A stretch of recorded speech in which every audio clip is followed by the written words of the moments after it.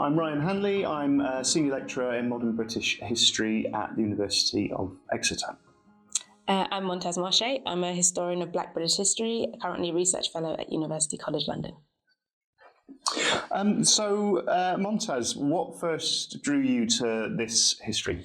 I think I always had a love for the 18th century, and I think there was a real kind of sense that there were more areas of Black British history to unfold. I think there was a real focus on individuals, like figures, abolitionists in the slave trade, so the William Wilberforce conversation. And I think there was a real recognition that there was a kind of Black presence in terms of the experiences of enslaved persons. But I wanted to interrogate deeper into that, kind of beyond the exceptional figures, beyond sort of the marginalized history, and understand what everyday experiences were, and understand what the Black population in Britain were actually doing and what that life was like. And I think it's about sort of interrogating the histories as well that we already kind of were established, that were kind of these sort of general commentaries that stemmed from, I don't know, the Roman period right the way through the 20th century, with only kind of a few moments looking at the 18th century. And I think it's about kind of unpacking that a little bit now that we're sort of progressing as a field and thinking a bit more critically about the individuals and the sources that we have. Yeah, I guess sort of thinking about the field as a whole, or perhaps the subfield of Black British history, you mentioned, that we're starting to see this kind of pivot away from a kind of great man narrative, and it was mostly great men that historians have been sort of traditionally interested in, but we're kind of moving away from that, right, into something which is a bit more distributive, something that is a little bit more focused on day-to-day lived experiences. How do you see kind of your work in relation to perhaps some of the kind of older or classic historiography in Black British history? So I think there's been a lot of incredible foundational work in terms of kind of quantitative studies that kind of identified the kind of population of Black people and kind of where they would have been. And there's been a lot of incredible work thinking about, like you said, the great figures, biographical works that have been unpacking Lado Equiano, Ignatius Sancho, kind of other individuals. But my research kind of is shifting a bit more in terms of the intersectional focus. So I'm thinking about the politics of race and gender, and how that a kind of gendered experience of race existed for Black women, but also as well kind of thinking about children and exploring kind of how we then, especially because there are such fewer references to Black women, kind of the sources are much more sparse, they're more kind of sporadic, they're more kind of brief. We have to really be a bit more critical and more interrogate those sources a bit more intensely. And so we're using kind of a more creative methodologies, maybe sort of historical speculation, thinking kind of on the lines of the writings of the Black Atlantic, kind of Black scholarship, Black studies, where they're thinking about kind of Saidiya Hartman's critical fabulation, with kind of Marisa Fuentes' work on dispossessed lives, and thinking about reading against the grain approaches to source material, where we interrogate kind of the power that wrote those sources, the ways in which these sources might kind of frame our thinking about individuals, but actually there's a more subjective experience behind that we can really interrogate if we start understanding that Black figures are agents, right? Historical agents. They have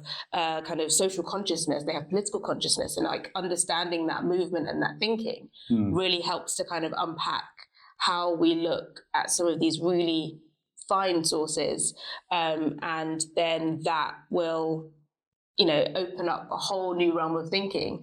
But then I think as well, kind of thinking about sort of the biographical work, because that's also a lot of your focus as well, right? And unpacking some of the figures that we maybe haven't given the focus to. Like how do we kind of begin to create biographies and think about figures like Robert Wedderburn, which is your work, and expand upon that, particularly when the sources are so sparse and kind of we only have a few references to kind of pull together. Yeah, so I think what you were just talking about there about the nature of the archive and the limitations of an archive that was never really set up to capture or recover kind of Black perspectives and experiences. The traditional archive tends to favour kind of white middle class or aristocratic or wealthy men and sometimes women, but the nature of the material that we've got to work with sometimes kind of militates against reconstructing Black lives. I suppose my work, in that it begins with Black writers and quite often Black autobiographers from the 18th century, means that my starting point is what they said, or what we believe that they said. So part of the approach that I take is to try to flip some of the kind of traditional logics of history writing on its head a little bit, and instead of going from what we've got in an archive and proceeding from that starting point, I try to kind of think about historical sources from the other direction. How might we use kind of Black produced historical sources to try and kind of turn traditional narratives of British history in the long 18th century on their head, or at least to get a kind of different perspective. So I think one of the things I often say to my students and when I'm giving lectures and public talks is that without Black history, there is no British history. That for a very long time, kind of Black British history has been defined, or Black British intellectual contributions have been defined pretty closely through their association and connection with slavery and abolition. And it was absolutely true that Black people were leaders in the anti-slavery movement, and that they were important in resisting conditions of enslavement in the West Indies and across the Atlantic world. But there's also a much, much broader story to tell about the Black intellectual and social contribution to British history, even in this period, the height of transatlantic slave trade, that I think, you know, the challenge for me anyway, moving forward, is to try to kind of centre that experience to tell British history a little bit differently and a bit more fully, you know?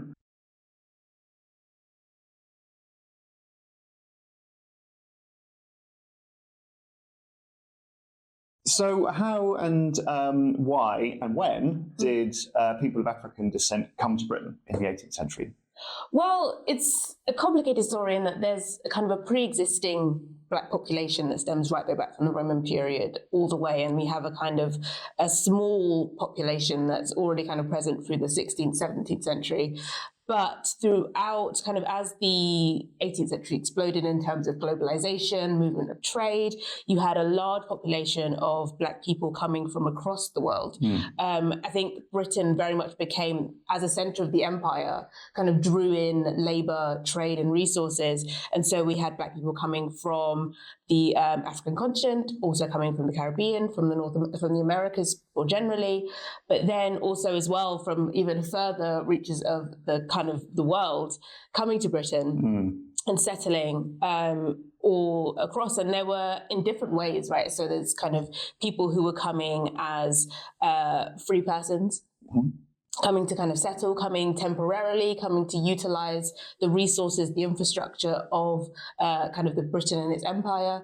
But then we also have kind of the major kind of movement of African peoples, which was the transatlantic slave trade, which brought about, I think, 3 million African people of African heritage were trafficked across from the African continent to the British colonies, with 2.6 million arriving. And so we have this free-flowing movement between kind of Britain and the African continent and the Caribbean, and as well kind of British America, where we have flows of people. And then we have kind of moments as well of kind of Black migration, right? So we have at the end of the American War of Independence, there was a kind of movement of Black loyalists. This is Lord Dunmore's proclamation, which suggested, which essentially kind of offered freedom to any enslaved people who were willing to fight for the British against the American or Patriot forces during the War of Independence. Yeah, exactly. And then so in the 1780s, we had this movement of people from across the different colonies and different states now in the United States of America coming and settling in Britain, in London particularly, but also they went to other areas like Nova Scotia, but particularly in Britain. And so we have kind of noted moments of kind of Black migration. And I think it's interesting as well that kind of there were people who sought their freedom to come to Britain. Britain, its position in terms of its legal framework around slavery was that it wasn't codified into British law in the same way that it was in sort of the colonies, right? So in terms of the slave codes and the legal infrastructure that meant that people were legally enslaved or deemed property in other places. Whereas in Britain, it wasn't necessarily that legally ingrained into law. And so it made kind of slavery much more sort of untenable in terms of its legally being enforced. Doesn't mean it wasn't practiced in the country, but it did mean that it was difficult to support in courts of law. So that's one of the big differences between the UK, between Great Britain, and its colonies in the Americas.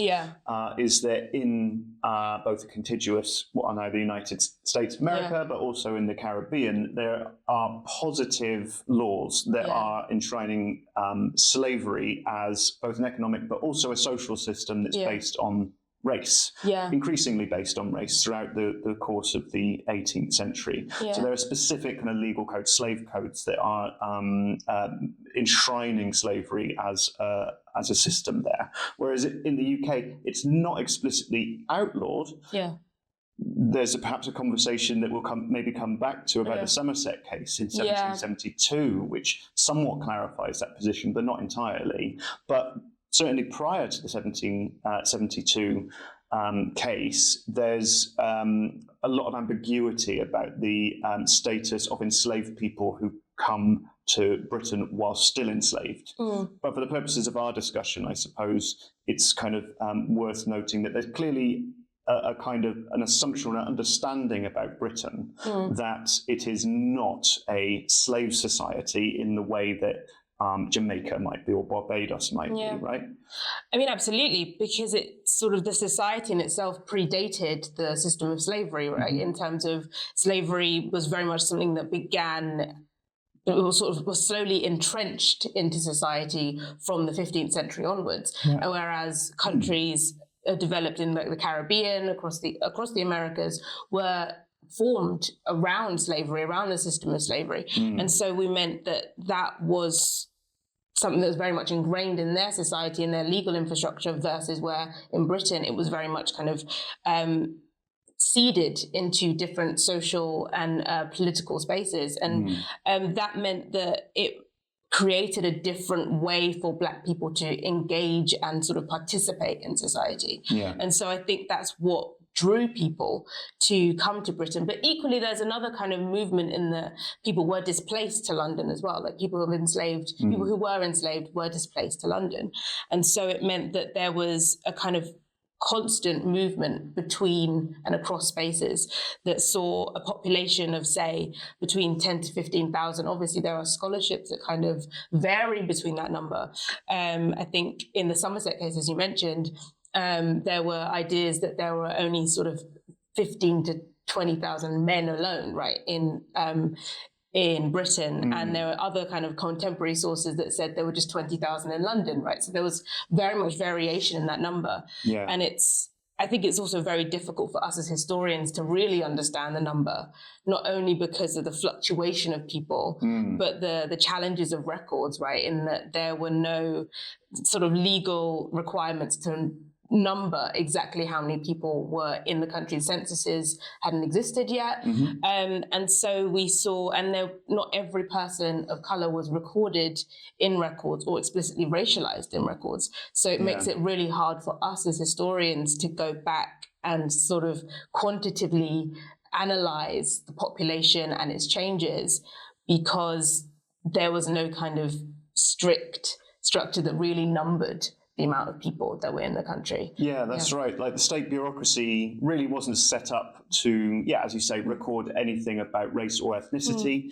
It wasn't designed at this point. It's actually quite difficult to estimate accurately or reliably the overall kind of population, particularly outside of urban centres, which have this bit large kind of bureaucratic or bureaucracy-like infrastructure around kind of church records and other kind of what we might call local government records. So that's been one of the biggest challenges, I think, that is sustained throughout the whole period of historiography around Black British history is the numbers conundrum. We know that there's some fantastic work done by Norma Myers in the 90s. Before that, social historians like Ron Ramdin are doing work, but we keep coming back to this challenge around the limitations of the archival materials, the primary sources that we have access to. It becomes incredibly difficult. And I don't know about you, but I've always had this, or I have a recurring experience where I'll encounter somebody in the archive and they'll be called something like John Othello. Yeah. Which might suggest Othello, as far as I'm aware, is not a traditional English surname, but it's the character of Shakespeare's most famous black character. So you sort of think, well, you know, can we count this individual? There's nothing in there that says this person is, you know, of African descent. This person was born in Jamaica. It would just say, you know, John Othello lives in Kennington, and you sort of think, well, maybe, but it's difficult then as a historian to make the decision about whether we proceed on the basis of that assumption in the absence of a kind of concrete kind of historical record. Yeah. Absolutely. And I think even kind of following on from that, there's so many kind of complicated questions that come with finding sources of people of color, because even the kind of context of racialization, so calling someone a black person didn't necessarily mean that they were a person of African heritage. It could mean somebody of East Asian heritage. It could have referred to a lot of other ethnic groups. And so it becomes a question like, what kind of, how is people referring to people of color, and whom do they mean when they say that? And then also when there's kind of references to someone who comes from Jamaica, there's a larger population of black people in Jamaica, but that didn't necessarily exclusively mean that every person who's recorded from Jamaica was in fact a person of African heritage. Absolutely. And so it becomes really difficult to really delineate exactly who is being referred to in these sources. And so we always have to approach any kind of conclusions, any kind of statistics with a real margin of error to say that this is really dependent. Our whole perception is framed by the writer of this archival source, right? And it does then hinder our kind of real perception of community, of person, and even be able to trace somebody across the archives genealogically. It means that one person might be racialized in one source and then never again. So, and if they have a very common name like John Smith, which was something that happened, you could never find that person again, or maybe find that person again. And there's so many questions around identifying individuals. Yeah, I mean, I had that experience when I was working on Ottobah Kagwana, who's a relatively well-known person of African descent in London in the 1780s. But he only went by the name Ottobah Kagwana when he was writing and publishing. That was his pen name, as it were, which he had adopted, we can assume, through kind of West African nomenclature practices. But in his private life, he went by the name John Stewart. And so I'm, thinking about looking through archives, looking for a John Stewart in London in the 1780s. It's an extremely common English name, or Scottish name even. And it becomes, therefore, very, very difficult to know whether that's our John Stewart or whether the John Stewart who went with Joseph Banks on his botany expeditions was our John Stewart or a different John Stewart, for instance.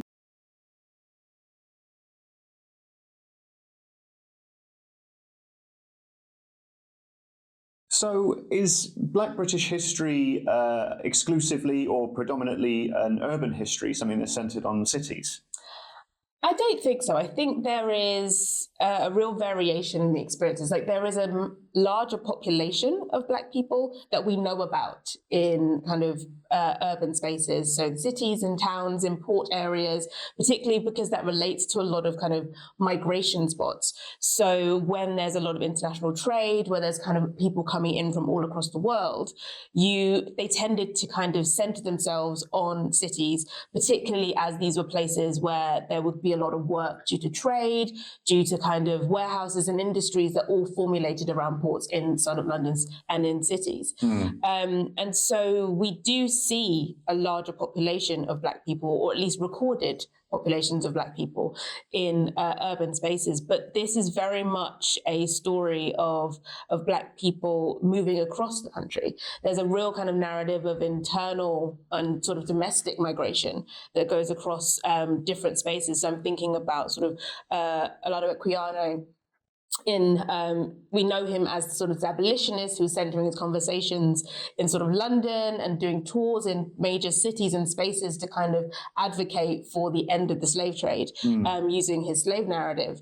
But he also settled eventually in Cambridgeshire, right? And that was something where he then married and had his children. And so he lived in the kind of a more kind of rural space. And we have this story kind of going across the century, where there's one example in my research of a woman called Jane Mower, who was born in Gloucestershire, and then because of her husband, she married a surgeon and ends in sort of 1715, and then moves to London, and she has a whole kind of chaotic life in London where her husband abandons her, she ends up having to be a housekeeper, she runs off with her employer's money, and then she ends up in the Old Bailey.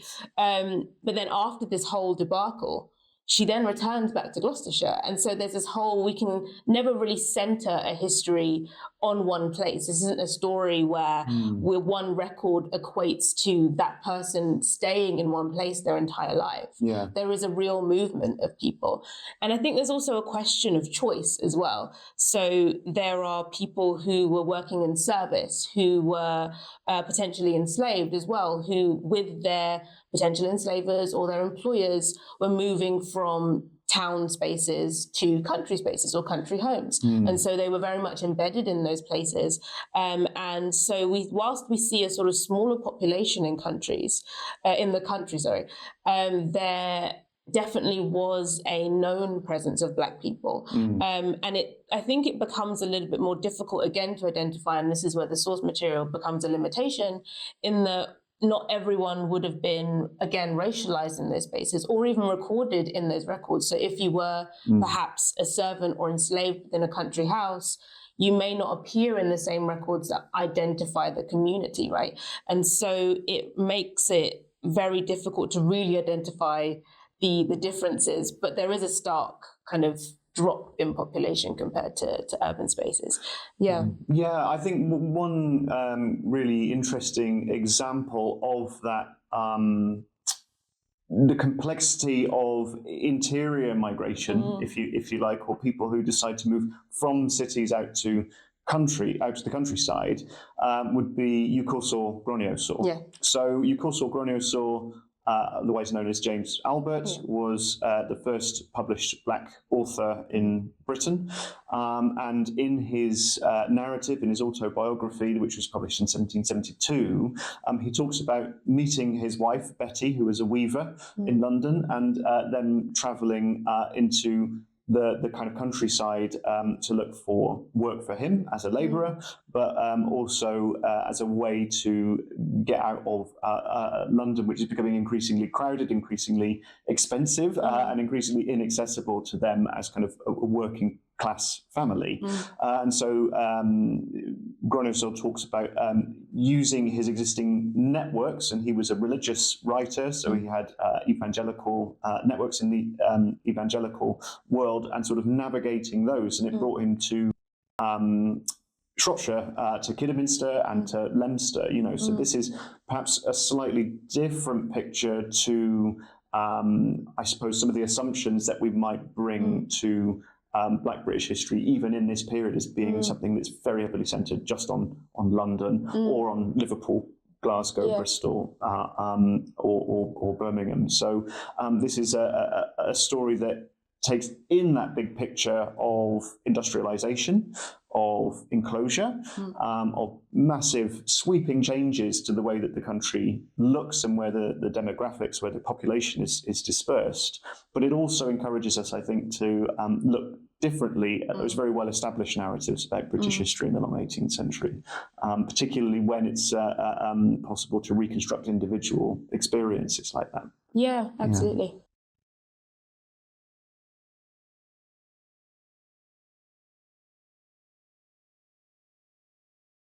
So how did Black people's experiences differ in the countryside compared to in a city?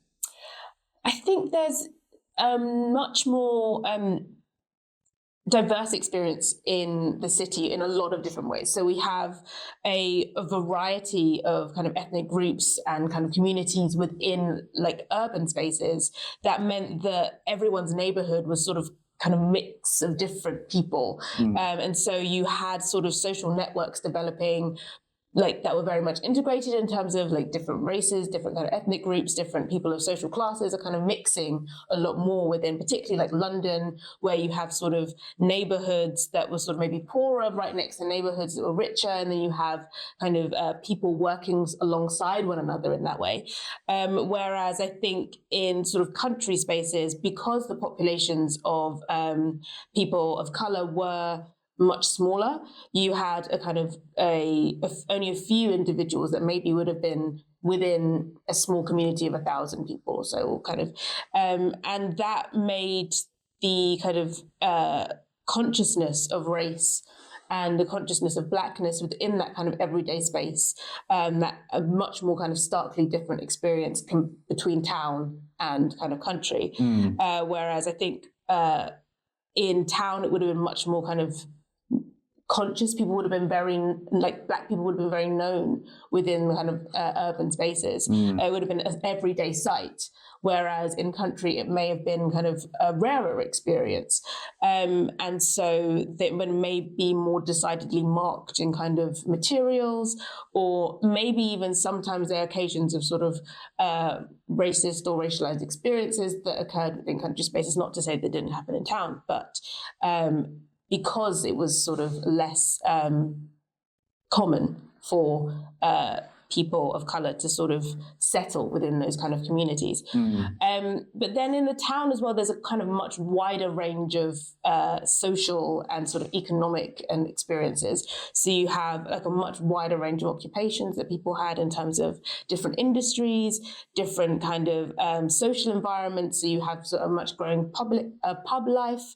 You have kind of spaces like the docks, or like sort of growing industrial areas that were very much kind of distinct, much more overcrowded, much more kind of congested. And so that would have really contrasted to the kind of much more rural life, which would have, in terms of sort of occupations, revolved around farming, would have revolved around sort of weaving and sort of home economic kind of particular occupations that meant that there was a real kind of starkness in terms of what you could do, what roles you could occupy, what incomes you could make, and the variety of incomes, particularly as work in kind of rural spaces would be much more seasonal, much more casual. And so people would flutter from work to work. And in the cities, you could work as a sort of a weaver in one moment and be a sailor and kind of take on that role. You'd go in casual work in a lot of different places. And so that variety meant that we see Black people in a lot of different roles, particularly in city spaces. So I'm thinking about sort of maybe the first voter in known records that we know of thus far. In 1740, John London, who was a pub owner, and he's noted as a landowner. He owned land in Charing Cross. And so we have this kind of one example, but then you also have women who were like Black Betty, who was the barmaid in Moll King's coffee house in the 1730s, who was sort of immortalized in sort of elegies and songs and stories of Covent Garden. So you have kind of Black people occupying these different places. And then you have kind of sailors, you have mariners, or people who are working in sort of trade. So there's a lot of varieties of jobs that you could occupy. I think it's interesting to note that in urban spaces, we might see more of what we would characterize as kind of Black-led spaces within that, because there's a slightly higher kind of concentration of the Black population within those spaces. So you talked about Black pubs, or you mentioned Black pubs there. The White Raven in Mile End Road was a kind of known to be a pub with a predominantly Black clientele, and that was used in various ways by the Committee for the Relief of the Black Poor in the 1780s as a place where they could go to engage with London's Black community. So we can talk, and I know that we can get into that idea of community in a moment, but just as a shorthand, this is a population which is, by the last quarter of the 18th century, an established population in London, certainly, and in other cities. In rural contexts, as you said, it seems to be more of an itinerant population. It seems to be smaller, or perhaps just more dispersed, but also because of the nature of rural labour, highly seasonal, and apt to be sort of less and less kind of stable as the century goes on due to industrialisation. So what we see are figures like Eucorsor Groniosor. You might also mention John Jay, kind of working or labouring class people moving quite far around the country. So you have a population which is at once resident but also highly mobile, and getting into sort of every corner of Great Britain, which I think is an important thing, because it's not always necessarily emphasised in the way that the Black experience, whatever that means, is represented in popular media, for instance. Before we move on, I would also just want to kind of come back to what you were saying about class, and about kind of different social statuses occupied. You were talking about John London, the first, the earliest known Black voter in Britain. And there are obviously major restrictions on the franchise, who's allowed to vote during this period. And it was depended on where you lived, but usually we think it was to do with owning property. I would also think the person that we previously thought was the first voter was the writer of letters and shop owner Ignatius Sancho. Now, Sancho owned a grocery store in Westminster in London, and he was married to a Black West Indian woman, Anne Osborne, Anne Sancho, and this was an example of a pretty reasonably comfortable, middle-class Black family living in the centre of London, in Westminster. Respected and kind of clearly a very affectionate friend of some really high-status cultural elites, people like David Garrick, the most famous actor of his generation. There, our Thomas Gainsborough portrait of him exists. It's a reasonably good portrait. And he was also formerly the butler, the chief servant of the Duke and Duchess of Montague, who I think were very high-ranking kind of aristocrats. So he's a high-status individual living a comfortable life right in the middle of London. So as you say, it's kind of a really diverse population, and it's not exclusively a working class or kind of poor population either. It spreads across quite a broad kind of social spectrum as well. Absolutely, I think there's. It's interesting to understand kind of where we can kind of find Black people, because I think, like you said, there is sort of a misconception that it's maybe only working people, perhaps only people who were enslaved that kind of made up the largest population. Obviously, there were a large population because that was the largest population of the country. But then when we think about kind of the ebbs and flows of sort of social mobility in this time where we have people who were kind of the emerging middle class who were rising through the ranks of sort of the mercantile trade, who were rising through sort of the accessibility to property, we kind of see, and also as well kind of the kind of adjacency to the kind of planter class and planter society, particularly coming from the Caribbean, moving into Britain, we do see a kind of presence of Black people, particularly in the middle class, sort of upper and lower middle class.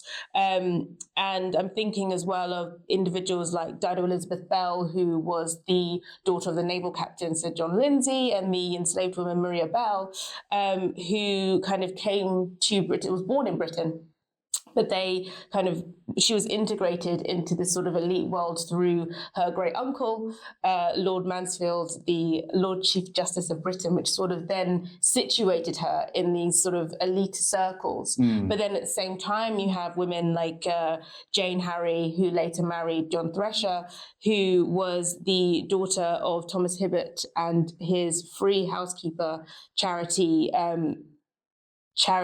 Harry, who came from Jamaica and was educated in Britain and from age 13. And so she had lived this kind of whole life in London. She was even sort of trained by Joshua Reynolds, and she earned like awards in terms of art. And so you see this sort of integration into sort of the middle class world. And so there's a real variety in the terms of experiences that we see of Black people based on sort of their class experiences. And it's interesting as well to kind of, you mentioned sort of the Sancho family, because that sort of highlights for us, particularly him being a celebrity, being a sort of man of letters, being so well respected, that it was that Black people were sort of accepted into these circles. They were sort of held to the same standards as those in those spaces in terms of the ideologies of gender, in terms of social status, how to conduct yourself, ideas of sort of politeness and gentility. And so it wasn't necessarily just a sort of economic status. It was also a kind of a social identity. It was a social currency, right? And that was something that we can really observe in the source materials relating to people of African heritage. And so it's a really varied story that we can, again, never take for granted, because we don't know necessarily, not only just because of the lack of racialization, but also the varied experiences that people had in across the country.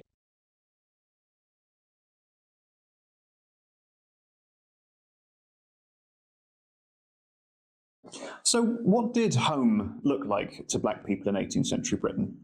I think it meant a lot of different things depending on your circumstances. I think there were some Black people who were sort of born and died in the same neighborhood, right? And they spent their entire life in the same communities, in the same spaces. So that home was very much the local community, the local space that they grew up in. And so it was the everyday spaces that we would have encountered all the time that would have been their home. So I'm thinking of an example of a young woman called Mary Wright, who was born in Aldgate, and she died when she was 18 of illness, but she spent her entire life in that Aldgate space. And she was recorded in multiple times through parish records. And so that's how we know she was born and died in the same sort of area. And her father was John Wright, who was a Black man. Her mother was a woman called Elizabeth, who was Irish. And so we have this kind of merging of communities within those spaces over the course of time. But I think as well, it became this idea of home as well. So for particularly people who were enslaved, looking for their freedom, Britain became a sort of a final point, a space to settle, a space to kind of gain their freedom. Also within Britain as well. So we had people who were enslaved who sought their freedom, who were noted in sort of runaway advertisements, who then were kind of seeking to escape their enslaver in their kind of private home and sort of immerse themselves within the local community, and particularly in urban spaces, that would have been something that was very achievable because of the kind of mass population, the constant fluctuation of people. It meant people could very much kind of disappear and sort of start a new life and start a new home. And so I think there was very much, it depends on that kind of perspective. And equally, I think there is a way for home to not necessarily be just Britain, like centering their home just in Britain. I think there are examples of people who were who came to Britain perhaps as servants and then sought to return back to places like the Caribbean, places like sort of North America, to kind of, because maybe that was their idea of home. So it can't necessarily think of it too permanently, but I think there is that sense of Britain kind of holding this space of freedom, or kind of new beginning, of opportunity. And I think that nicely kind of encapsulates the kind of why we see such a fluctuating population, and a movement and a kind of settlement in different places. Yeah, we have this enormously diasporic experience, or kind of dynamic of a diaspora, of a dispersed ethnic, racial groups across 4 continents, so Africa, North and South America, and Europe. And Britain, of course, is just one part of this constant kind of flow of migration and movement, which is in itself obviously bound up very closely with empire. So we have a fairly diverse but relatively sort of stable image of that Britain's black population is dispersed from working class rookeries in St Giles or Seven Dials to, you know, the stately home out in the Somerset countryside, in every part of England, Scotland, and Wales. And we have this this kind of tension between that idea of a resilient kind of community, one which has been here for much longer than is often recognised, and between that and the idea that for some people Britain is home, but just home for now, for the moment. I wonder if we can talk a bit about the Black Loyalists. This is a really kind of well-known episode in 18th century Black British history.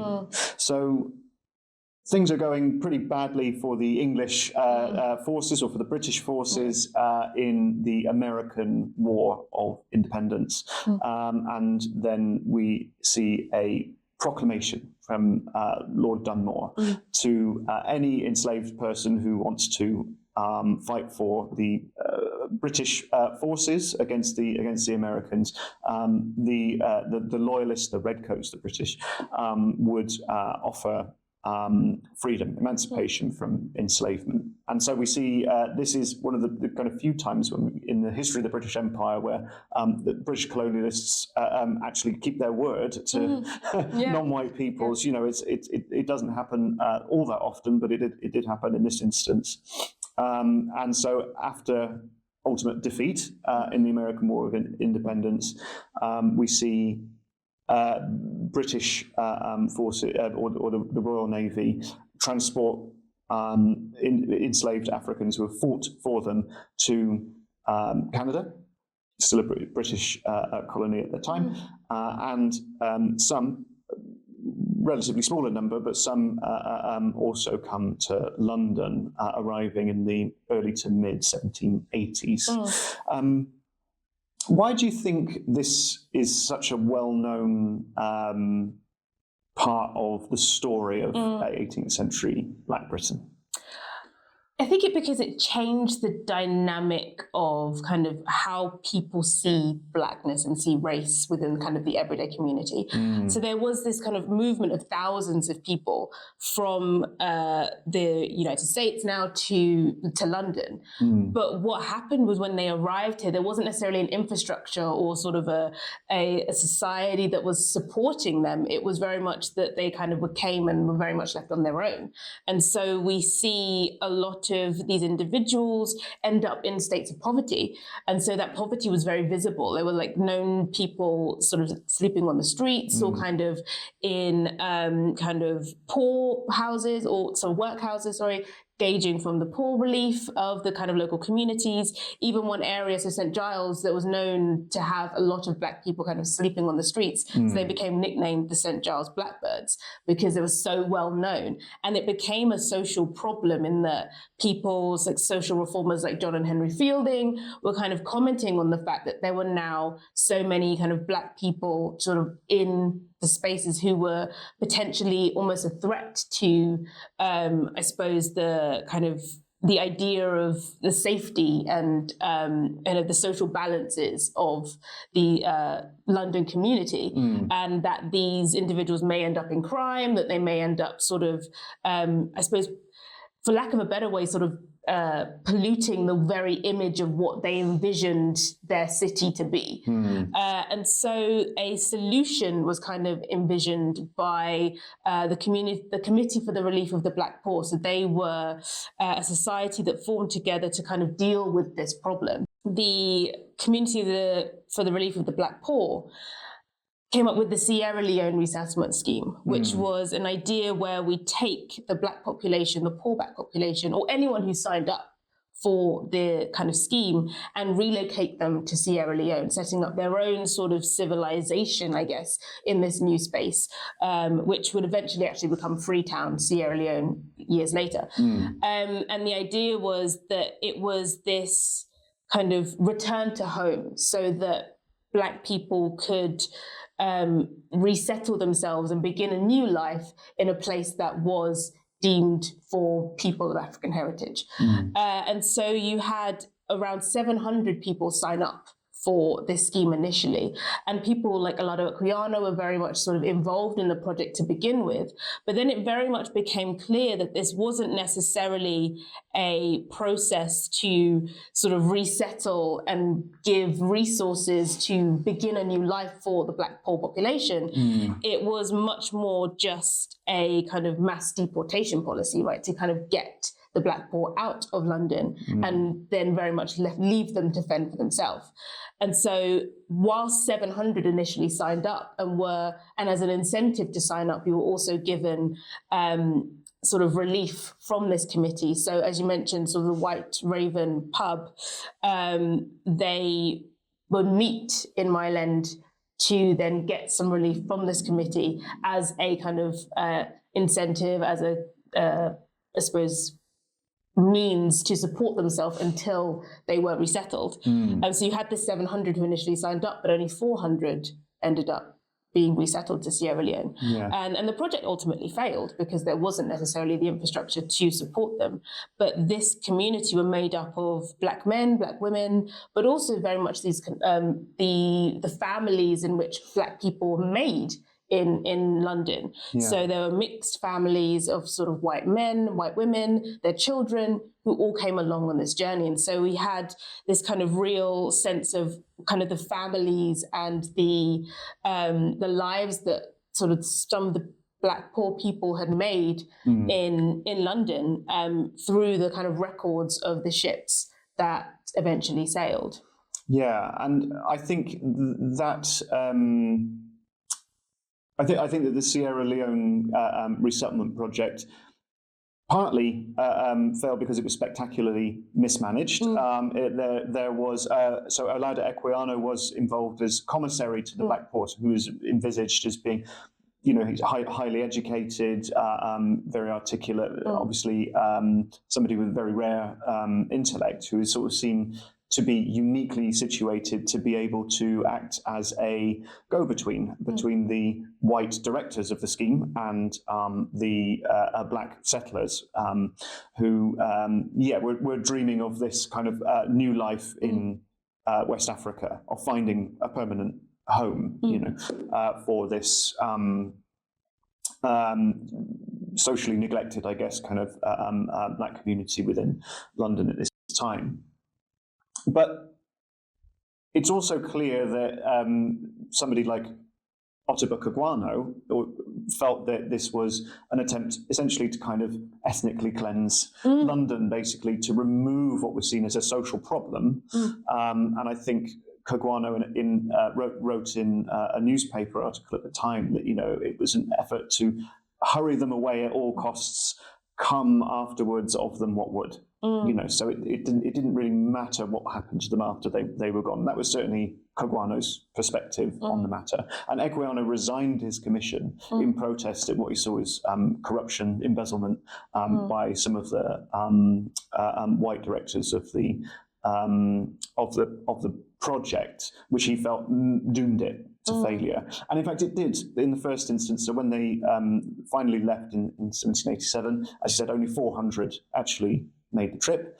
And when they arrived at completely the wrong time of year to plant any crops. So the weather was against them. They had no sustainable source of food, but there were also really poorly mismanaged connections with local Temne government and rulers, which meant that there was constant tension. And tragically, some of the settlers who did go to Sierra Leone were later re-ensnared into the transatlantic slave trade, in some instances for the second time in their lives. So some people who had been born in Africa had travelled to America, fought for their freedom and won it through service to the British, come to Britain, went back to Africa, and then re-entered that system for the second time in their lives, which is a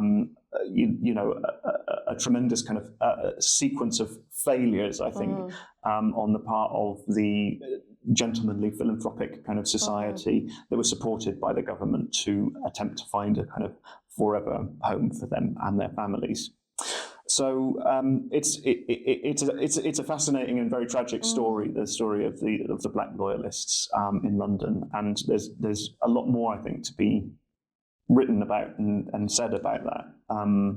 Yeah, I think it is. So this is kind of like a broader kind of story, but I think there are some nice sort of individual stories. So some things that I've encountered over the course of some of my research were some of this Black loyalists who came over who eventually kind of made lives for themselves.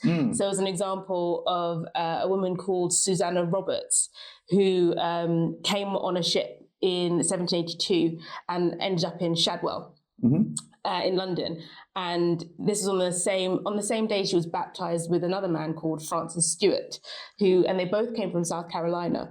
And then a year later, they both married each other, and they ended up spending their entire life in Shadwell, living on Pennington Street, which is only a street over from St. George in the East, where they were baptized. And then they lived together and stayed there for, I think, the next 10 years until Francis died. And so it's nice to think that even though in this kind of sort of wider narrative of sort of being left sort of abandoned and this social struggle that a lot of kind of the poor Black loyalist community was suffering through, there were still these kind of connections made, there were still these sort of relationships that were developing, and they kind of embedded themselves within a community and made lives for themselves. So I think there are a lot of different ways I think that's the beauty of like kind of examining this kind of wider community, is that whilst there was this kind of larger struggle and their kind of perception of them as a social problem, even in that, the everyday person was still kind of engrossed within the daily life of London. And it's kind of, that's the beauty of as well where we are in terms of the field, where we're sort of looking at these wider narratives, but also interrogating each in the kind of everyday person to see where kind of the larger impacts the everyday, and sort of vice versa. Yeah, and I think that the broader story of Black British history since Roman times has been one of, well, yes, there is kind of hardship, yes, there is discrimination, but there is also tremendous resilience. And I think certainly from the 1970s up to the present, there's been a strand which has emphasized radicalism, resistance, but also we're increasingly coming to give, I think, proper appreciation to that normalcy, to that quiet resilience, that getting on with daily life, right, and that building of British history in that sort of step by step, brick by brick way, but by basically remaining and building lives here. And I think that's a really kind of important thing to emphasise as we learn more and more about Black British history in this period.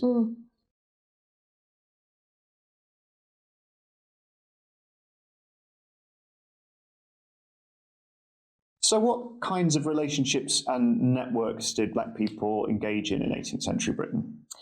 There was a real kind of diversity in terms of the social networks that Black people developed, because I think it's sort of relative to the people you're in proximity to. So I think you've had a lot of individuals who were forming working relationships in terms of working in the same household, in the same industry, and so they would form those together. But then equally, people who were forming relationships purely because of maybe shared cultural or racial backgrounds.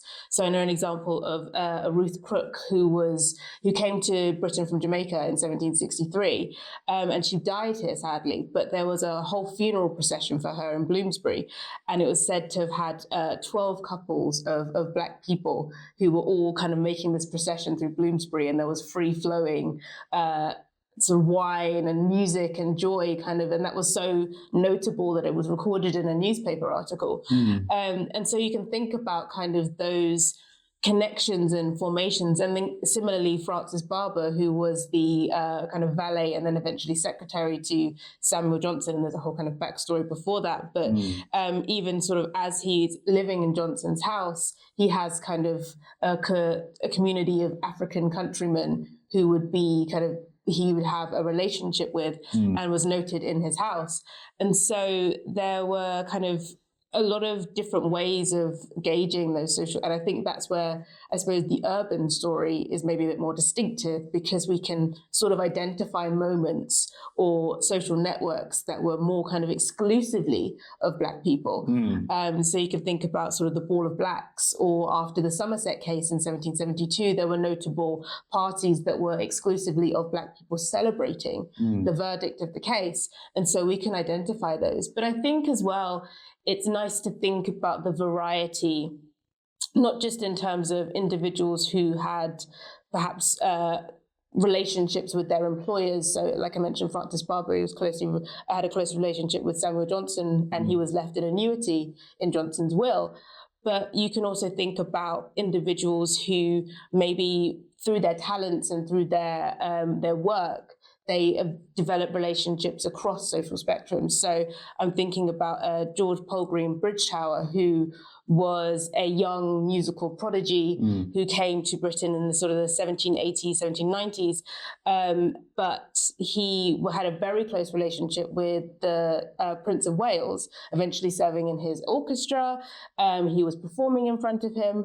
But then I think a notable example as well of in 1791, George and his father, John Bridgetower, who's a Black man who often claimed himself to be a Black prince, their relationship was quite abusive, and his father abused him in certain situations. And there was a moment where George ran to Carlton House to plead upon the kind of Prince of Wales, and the Prince of Wales took him into his home, and so appointed him tutors. And that was to think about kind of a young Black man kind of having that relationship with the Prince of Wales, then kind of expands our idea of who's in proximity to who. And similarly with sort of Ignatius Sancho having his own room in Windsor Castle because of his relationship with the Duke of Montagu, and kind of going around the country with him and socializing and becoming a celebrity because of those relationships. It's interesting to think about that variety. And there's an incredible range of social relationships and the families that people built as well. Thinking not only just about Sancho and sort of Barber and his family that he grew in Johnson's house, but there were social groups. So there's one example of the Williams family who between 1772 and 1784, they were migrants from the Caribbean. And they, over the course of this period, the family grew within Marylebone. They were started out with 2 migrants. The 2 eldest Williams, we're not exactly sure of their familial relationship, but then over the next few years, you saw more Williamses coming and migrating into that space of thinking about those kinship networks that meant that people migrated to particular spaces because their family or their relations were already there. It's nice to kind of engage with that movement over time and those development of relationships over time. Yeah, I think it's worth remembering how much smaller the state was in the 18th century. And so those family, kinship, friendship networks, associational networks, religious networks take on many of the functions that the modern state has assumed. We talked before a bit about poor relief, for instance, and that was administered through churches. One of the reasons that the black poor were not eligible for poor relief was because it was arranged around the parish in which you were born, for instance. But all of which basically to say that having those kind of deep ties to either centered on a location, but more often through people, through individuals, people you know, people who can give you a recommendation, for instance, are essential to establishing yourself as a kind of either as a first generation migrant or as somebody who's moving to another part of the country, and to putting down roots, basically. So those kinship networks and close relationships are absolutely essential to the story of Black Britain in this period.